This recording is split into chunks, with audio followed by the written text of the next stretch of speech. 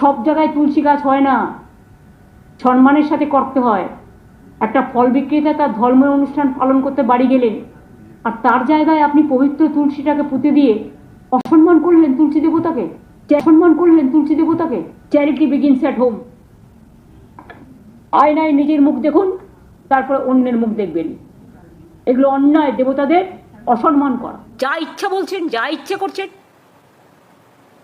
গণতন্ত্র যদি এখানে না থাকতো, তাহলে কি আর আপনি আমার পাড়ার মোড়ে দাঁড়িয়ে আমার উদ্দেশ্যে জুতো ছুটতে গিয়ে বলে না, ধর্মের কল বাতাসে নড়ে, জুতোটা গিয়ে পড়লো আমার একটা পাঞ্জাবি পুলিশের পাগড়িতে, আই কন্ডেম দ্যাট। মারতে গেছিলেন আমাকে, তা আমার পাড়ার মোড়ে দাঁড়িয়ে আপনার বাড়ির সামনে তো সেম জিনিস হতে পারে। আমরা কোনোদিনও করিনি, কিন্তু করিনি বলে আগামীকাল মানুষ যে কিছু ভাববে না নতুন করে।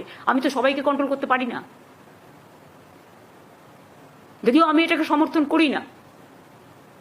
তাহলে তো পিএমের বাড়ি যে কোনো দিন আমরা ঘেরাও করতে পারি, কিন্তু আমরা তো করি না, কারণ আমরা মনে করি চেয়ারের একটা সম্মান থাকা উচিত।